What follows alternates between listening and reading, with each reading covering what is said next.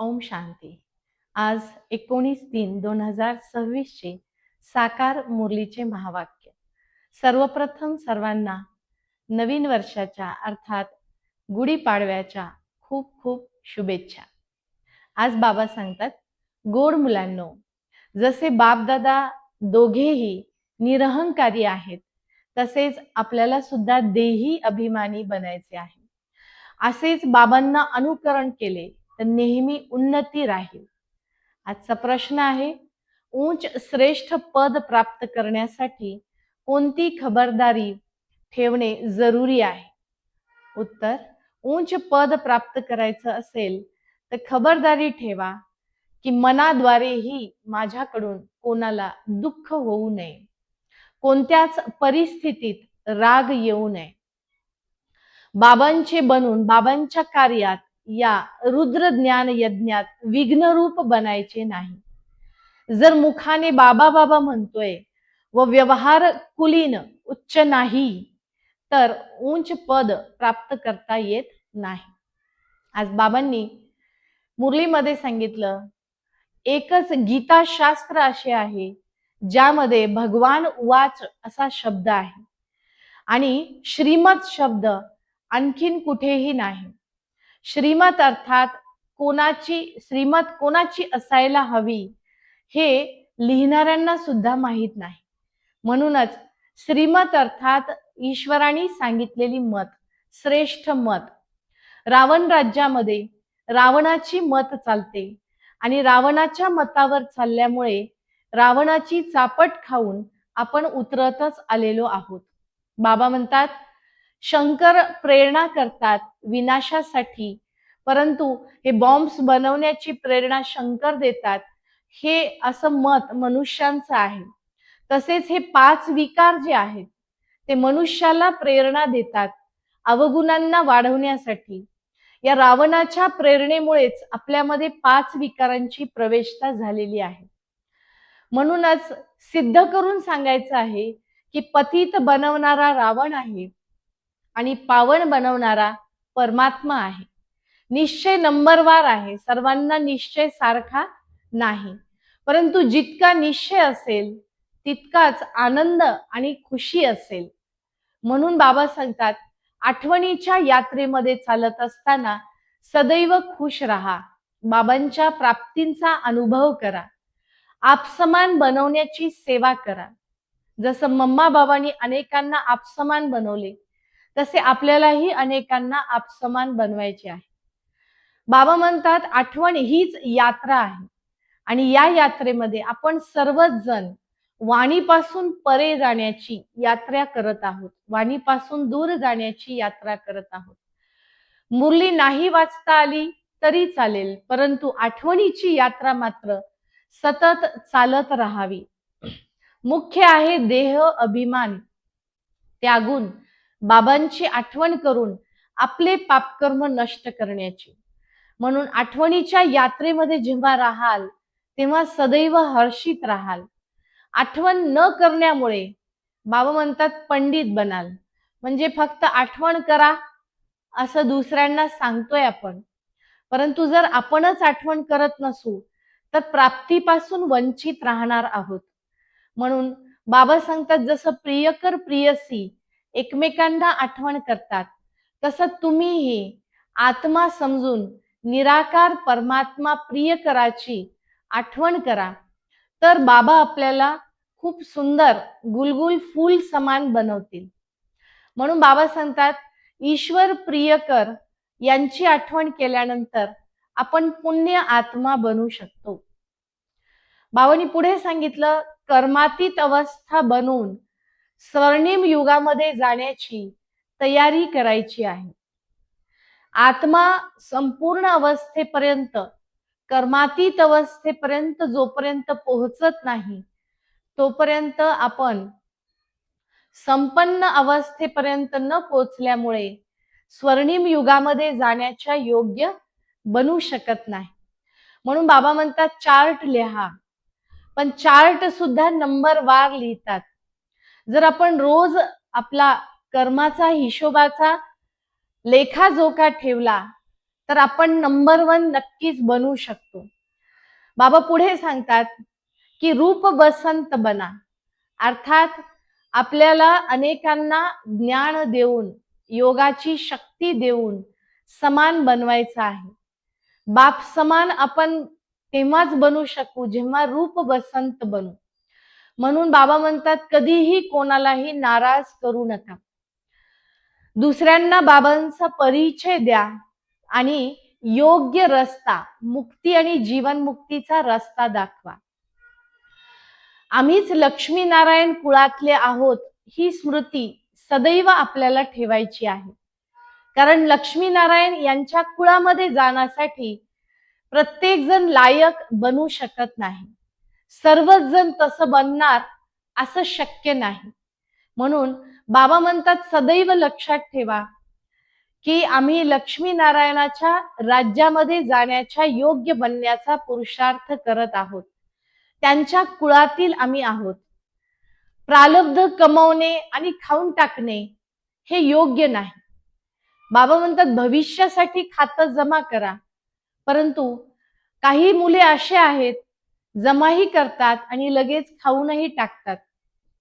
म्हणूनच जीवन कवडीसारखं झालेलं आहे. बाबा म्हणतात सॉल्व्हंट अर्थात पवित्र बना, इनसॉल्व्हंट अर्थात आज अपवित्र बनलेलो आहोत. म्हणून कर्म, अकर्म, विकर्मची गती जाणून आपल्याला श्रेष्ठ कर्म करायचे आहेत. बाबा म्हणतात हे भिन्न भिन्न धर्माचं झाड आहे, हे पूर्ण वाढलं, परंतु आता हे झाड जडजडीभूत अवस्थेला पोचलेलं आहे. आता हा विस्तार संपूर्ण होऊन सार मध्ये अर्थात नवीन दुनियेमध्ये काही थोडेच आत्मे असणार आहेत आणि ह्या युगामध्ये जाण्याची तयारी आपल्याला करायची आहे. बाबा म्हणतात तुम्ही गोड मुले आहात म्हणून क्रोधावर लक्ष ठेवा, राग करायचा नाही. क्रोध येऊ नये यासाठी आपल्याला खबरदार राहायचं आहे. विचारांवरती सुद्धा लक्ष द्यायचं आहे. विनाशाच्या वेळेला अनेकांना साक्षात्कार होतील की आपण काय बनणार आहोत, कोणत्या कर्माचं काय फळ माझ्या खात्यामध्ये जमा झालेलं आहे. त्यामुळे विनाशाच्या वेळेच्या आधी परमात्म्याच्या आठवणीने आपले पापकर्म आपल्याला नष्ट करायचे आहेत. म्हणून बाबांनी पुढे सांगितलं, यात प्यार दिलं बाबांनी, आठवण दिली आणि शेवटी पुन्हा बाबांना आठवलं. आठवण देऊन पुन्हा बाबा म्हणाले की अशी आठवण एकदाच करायचा चान्स आहे, पुन्हा पुन्हा नाही. कारण बेहद प्राप्तीचा वेळ आत्ताच आहे. बेहद निराकार परमात्म्याला आठवण केल्यानंतर आत्म्याची बेहद कमाई अर्थात 21 जन्माचं फळ जमा होणार आहे. म्हणून यात प्यार दिल्यानंतर बाबांना हे आठवलं आणि बाबांनी आपल्याला विस्तृतपणे त्याचं मार्गदर्शनही केलं आहे. अच्छा, गोड गोड मुलांप्रती मातपिता बापदादांची सुमधुर आठवण आणि सुप्रभात नमस्ते. आत्मिक पित्याची आत्मिक मुलांना नमस्ते. आपणही म्हणायचे आत्मिक मुलांची आत्मिक पित्यास नमस्ते. आज बाबांनी धारणेसाठी पहिला पॉइंट सांगितला, बोलणे चालणे खूप रॉयल ठेवा. मुखातून सदैव ज्ञानरत्न निघाले पाहिजे. कोणाचेही मन कधीही नाराज करू नका. दुसरा पॉइंट, क्रोधावर पूर्ण लक्ष ठेवा. मुखडा सदैव देवांसारखा हर्षित ठेवायचा आहे. योग बलाद्वारे देवता बनायचा आहे. आजचं वरदान आहे, पॉवरफुल दर्पण द्वारा सर्वांना स्वतःचा साक्षात्कार करवणारे साक्षात्कार मूर्त भव. बाबा म्हणतात आरसा स्वच्छ असेल तर त्यामध्ये दिसणारं प्रतिबिंबही स्वच्छ असेल, स्पष्ट असेल. तसंच तुम्ही शक्तिशाली दर्पण बना, तर तुमच्या द्वारे ज्यांना अनेकांना साक्षात्कार होतील आणि जे तुम्हाला पाहतील ते देहाला विसरतील. देहभान हरपून जातील आणि त्यामुळेच बाबा म्हणतात खरी सेवा ही आहे, मगच जय जयकार होईल. आरसा स्वच्छ असेल तर प्रतिमा स्पष्ट असेल.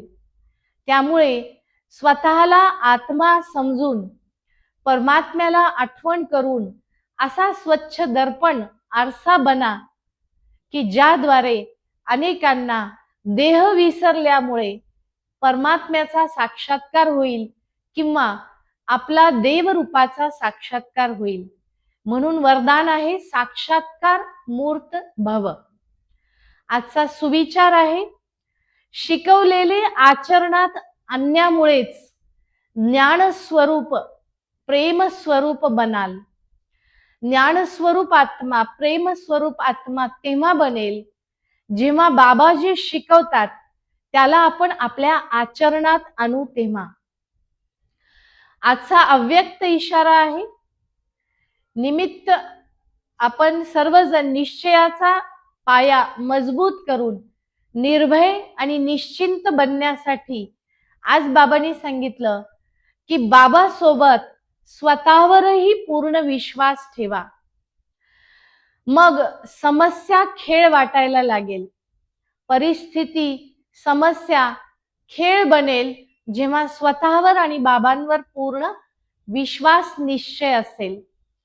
मग कोणतेही कार्य सोपे होईल.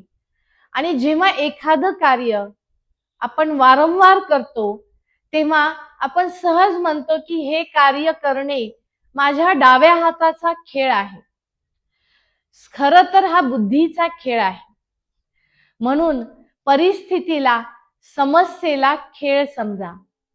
मग आपोआपच आपला पाया मजबूत होईल आणि आपण निर्भय आणि निश्चिंत राहू शकाल. तर या सर्व गोष्टींचं विस्तृत विश्लेषण आज बाबांनी मुरलीमध्ये केलं आहे. आपल्याला बाबांचं अनुकरण करायचं आहे. श्रेष्ठ पद प्राप्त करण्यासाठी रागावर नियंत्रण ठेवून बाबांच्या कर्माचं अनुकरण करायचं आहे. मुखाने कधीच यज्ञाप्रती विघ्नरूप बनण्याचे शब्द अथवा कर्म आपल्याद्वारे होऊ नये यावरती पूर्ण लक्ष आपल्याला द्यायचं आहे.